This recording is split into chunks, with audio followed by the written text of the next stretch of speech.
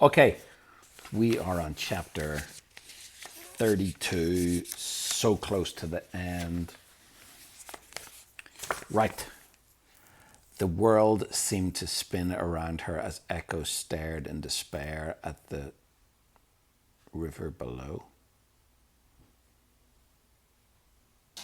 Steam billowed from its surface, and the impact of the dragon's fall sent waves surging outwards and up the river banks.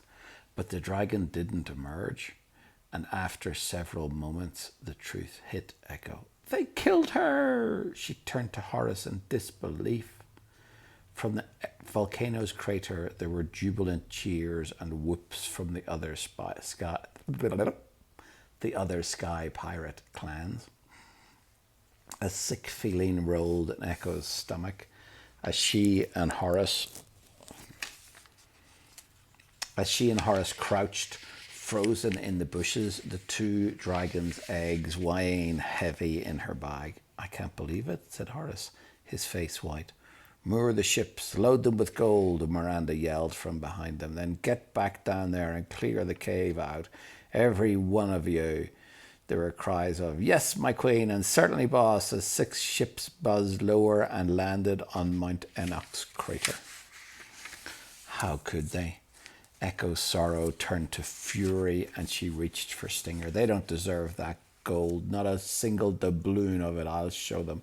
No, Echo. Horace stood in front of her. You can't fight all of them. But we should have fought. We could have stopped them.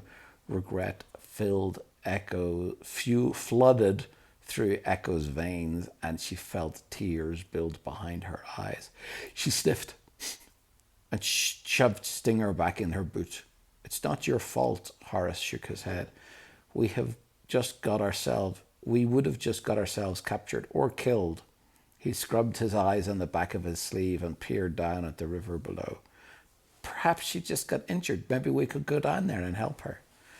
They scrambled a few meters down the slope and stood for several minutes, staring at the rushing water, but there was not even a glimmer of red scales. I think she's really gone, said Echo. Horace nodded and let out a big sob. The tears that had been building finally slipped down Echo's face. We failed, she sobbed. Miranda has the cutlass and the dragon is dead. I'm a terrible sky pirate. Horace flung his arms around her, and for several moments they both just stood and wept. Gilbert scuttled up onto Echo's shoulders, his scales blue-violet with sorrow, and rubbed her cheek. We did our best, Echo, Horace said softly, as they drew apart. I suppose. Echo bowed her head, and her eye alighted on her knapsack. At least they didn't get her eggs, she said. She hefted the knapsack on her shoulder, then froze at the sound of propellers. Oh no, Horace paled. Not more sky pirates. He ducked behind a rock, pulling Echo and Gilbert with him. More? Echo frowned. But all 6 of the rival clans were here already. Could it be? Possibly. No, it didn't sound like Scarlet Margaret. She pecked out in trepidation and felt her whole body sag in relief at the sight of Cloudcatcher and Lil zooming towards them. For a moment, Echo felt a flicker of uncertainty as Lil spotted them and brought Cloudcatcher down in a clearing between the bushes, sending clouds of red dust up into the air. Was Lil really here for her, or was she after the dragon's gold like all the others?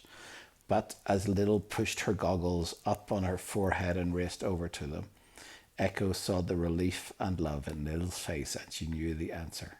Echo, Horace, Lil's voice shook. Mother, you found me. Oh, Echo, of course I did. Lil flung herself at Echo and hugged her tight.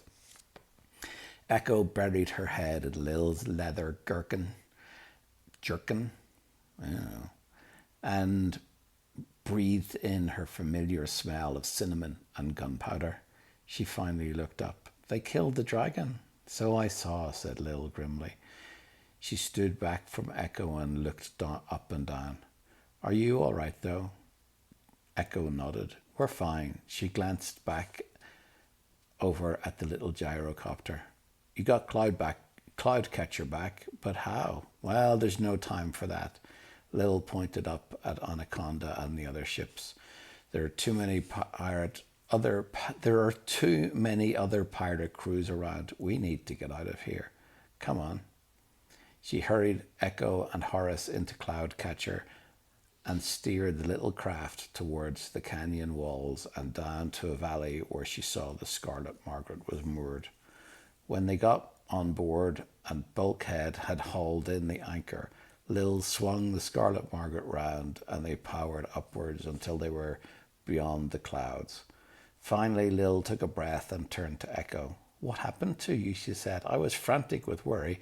After the Alliance meeting, I checked in on you both at breakfast time and you were gone. Echo nodded, her face burning, explained how they'd taken Cloudcatcher to Shark's Fin Peak. Lil nodded. Of course, we thought that's what you must have done when we found Cloudcatcher was missing. Then we went back to Shark Fin's Peak. We spotted it in that crevasse and I thought, Lil trailed off, her voice breaking. But we knew you must be okay, Echo, said Bulkhead from the ship's wheel. We hauled up Cloudcatcher and you two were nowhere to be seen, so we figured you must have got away somewhere. Lil nodded and scrubbed her eyes with her sleeve. So we set a course for the Aqualibre Revolts to try to catch up with the Thunder Sharks. Narrowly missed being cannon fodder, added Slingshot with a lopsided grin. You put yourself in danger, Echo, said Lil, fixing Echo with a steely stare. You disobeyed your captain's orders. Echo felt her cheeks burn. I'm sorry, she said. Lil's frown dissolved and she hugged Echo again. I suppose there's no real harm done. You're both safe back, and that's the important thing. Now let's get far away from here as possible before Viper Voss returns. Viper Voss. Echo thought about the conversation she'd heard all those nights ago on the Scarlet Margaret. Miranda Voss was the one Bulkhead had warned Lil about. Echo couldn't quite meet Lil's eyes. She has the cutlass, she mumbled. I know, said Lil, patting Echo's hand. Nothing can be done about that now, though. For the moment, we can get out of the Dragonlands and as far away from the others as we can. I suppose. Echo slumped down on the gunwale and finally heaved her bulging knapsack down off her back. Spud eyed it with a grin. What you got there? Echo opened it, gazing sadly on the 2 dragon's eggs she had carried. We need to work out what to do with these. Lil's eyes widened as Horace opened his satchel too, revealing the 3rd egg. Those will fetch a pretty penny, she said. They're worth more than any gold haul. No, we can't keep them. Echo shook her head. We made a promise to the dragon. Talking to dragons? Lil arched an eyebrow. I should know by now never to be surprised by you, Echo.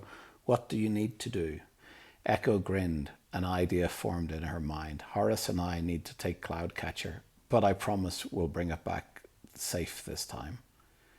End of chapter. Next chapter is chapter 37. Will we read the first sentence of the next chapter? You sure? Okay then. Chapter 37. No, chapter 33. Are you sure this is a good idea? Asked Lil, her brow creased with worry as Echo and Horace climbed into Cloudcatcher.